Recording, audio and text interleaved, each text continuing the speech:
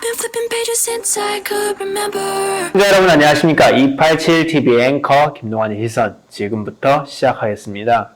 네, 요즘 전기차가 굉장히 핫하죠. 네, 전기차와 수소차 이야기도 되게 많이 들으셨을 텐데요. 왜 전기차, 수소차가 핫하냐라고 한다면은 이건 가야만 하는 길이기 때문입니다. 최근에 탄소중립위원회에서 2040년 아무튼 미래까지는 좀 그 전기차를 아니면 전기차, 수소차를 97% 이상을 도입해야 된다고 합니다. 지금 침투율이 7%밖에 안 되니까 지금 수의 12배 정도는 더 늘어나야 된다는 거죠. 네. 13배입니다. 네, 정정하고요. 그런 상황에서 우리가 전기차, 수소차라고 하면 뭐가 떠오르십니까? 아니, 전기차는 전기로 돌아가는 거고 수소차는 수소로 태워서 돌아가는 거 아니야? 라고 생각하시긴 할 겁니다. 근데 이거 좀 잘못된 이야기입니다. 수소차는 수소로 전기를 만들어서 돌아가는 차를 말하는 거고, 전기차는 전기 배터리에다가 전기를 충전해서 전기를 이용해서 모터를 돌려서 가는 차입니다. 그러니까 쉽게 생각한다면은 에너지를 저장하는 매개체가 수소냐 배터리냐 요 차이인 겁니다. 배터리 차는 배터리, 이온 배터리로, 리튬 이온 배터리로 지나가는 거고요. 수소차는 액화수소 이걸로 지나가는 겁니다. 네, 액화수소, 뭐 컴프레스드 수소, 그러니까 압축수소 아니면은 뭐 기화수소 다양한 형태로 이걸 하는 건데요. 사실은 우리가 예전에 실험을 하다 보면은 물에다가 전기를 쏘면은 산소와 수소로 분리되는 현상을 알 수 있습니다. 그러면은 역순으로 산소와 수소가 결합한다면은 네, 전기가 발생하는 겁니다. 그 원리로 수소차에서 전기를 넣는 건데요. 웃긴 거는 수소차 안에도 배터리가 들어있습니다. 작은 용량의 배터리이긴 한데요. 넥소 안에는 배터리가 들어있어서 차가 다니면서 네, 회생제동이라고 해서 그 충전하는 형식, 그러니까 우리 차가 굴러다니면서 모터가 돌아다니고 그걸 통해서 배터리도 충전할 수 있고, 그리고 수소를 가동할 때도 미리 충전된 배터리를 이용해서 차가 돌아다니는 형태로 해서 자동차 역시도 둘 다 전기차인 겁니다. 결국에는 수소를 태워서 가는 게 아니라. 그런데 여기서 좀 알아야 될 게 물론 수소를 진짜 태우기도 합니다. 어디서? 발전소에서는 실제로 됩니다. 연료 전지를 이용해서 수소를 만들어내는 경우가 있긴 한데요. 연료 전지라 하면은 그러니까 수소와 산소를 합쳐서 물을 만드는 과정에서 전기를 뽑아내는 과정이고요.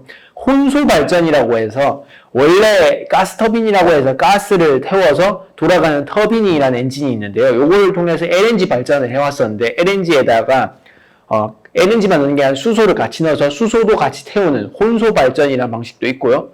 실제로 항공기 엔진을 수소로 돌게 하려는 방식 중에 하나가 원래 항공기 엔진이 가스터빈입니다. 가스를 쏴서 작용 반작용 효과를 이용해서 실제로 비행기가 날아가는 형태로 가는 건데요. 이 형태로 갈 때 여기서 필요한 압축된 가스를 만들어낼 때 이때 수소를 쏴보는 방식을 쓰는 것도 방법이다라고 해서 네, 혼소 발전, 수소를 태워서 가는 발전, 네, 이런 걸로 이용하기도 합니다. 실제로는 네, 그래서 둘 다 있는 겁니다. 우리가 아는 프로펠러로 돌아가는 이 비행기들은 모터를 이용해서 돌아갈 수 있습니다. 그러다 보니까 수소 전기 발전 혹은 배터리 전기 발전이라고 해서 배터리에 있는 전력을 이용해서 수소와 산소가 합쳐서 전력을 만들어내는 힘을 이용해서 이 드론들을 돌린다고 해서 요즘에 보면 수소 드론 아니면은 뭐죠? 그게 배터리 드론 이런 것들이 있는데 요즘 많이 쓰이는 거는 배터리 드론입니다. 대부분 수소 드론은 지금 아직 개발 중에 있는 것 같고요.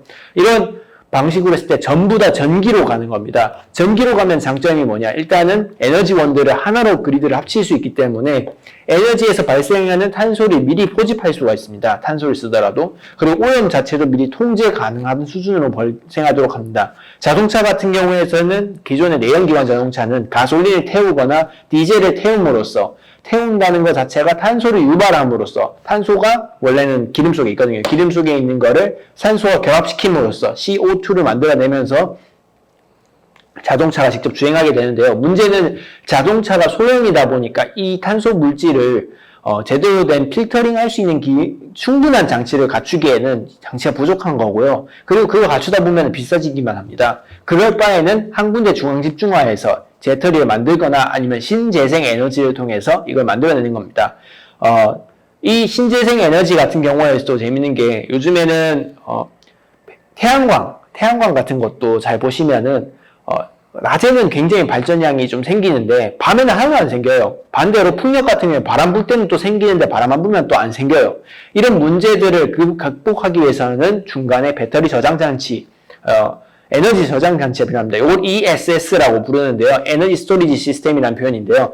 에너지를 저장하는 시스템인데 이게 두 가지 방식이 있습니다. 우리 흔히 말하는 방식이 배터리를 이용해서 전기를 충전하고 방전시키는 방식이 있고요. 그리고 반대로 수소로 하는 걸, 수전의 시설을 통해서 물을 수소와 산소로 나누는 시설을 통해서 그 방식으로 수소를 저장해 놓고 그 저장해 놓은 수소가 필요할 때 발전시키는 그런 형태로 수전의 방식이 있긴 합니다. 조금 이런 방식들이 좀 생소하실 수가 있는데, 쉽게 생각하자면 우리가 보통 양수기식 발전이라고 거 들어보셨을 겁니다. 예전에, 사회 시간에 예전에 들었던 이야기일 텐데, 어떤 거냐. 댐을 만들어 놨는데, 댐을 우리가 보면은 보통 강에다가 댐을 만들어서 물을 가둬놓고, 물이 계속 흐르는 현상을 이용해서 발전을 하고, 낙차를 일부러 만들어내서, 물이 계속, 발전할 수 있도록 만든다가 우리가 보통 말하는, 발전 방식인데요. 이 양수기식은 밤에 우리 심야 전기가 많이 남으니까 심야 전기 시간에 남는 전기를 그 댐으로 물을 일부러 양수기를 통해서 물을 끌어올리고 반대로 정말 피크 시간에 댐에 있는 물을 쏴 하고 내려보냄으로써 배터리를 가동하는 방식입니다. 이걸 통해서 전력을 공급한다는 건데 사실은 ESS 방식도 사실 똑같습니다. 전력이 남을 때 전력을 미리 충분히 갖춰놓고 전력이 부족할 때 전력을 보내준다라는 개념으로 받으시면 됩니다. 이런 것처럼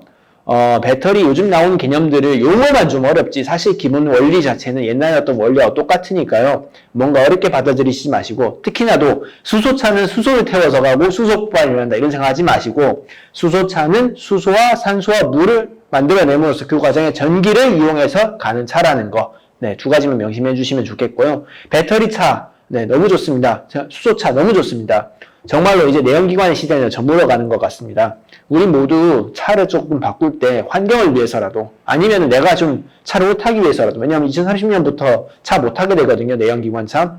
그런 거를 감안해서라도 좀 더 내가 효율성 있는 소비를 위해서 전기차 아니면 수소차를 소비해보는 건 어떨까 싶습니다.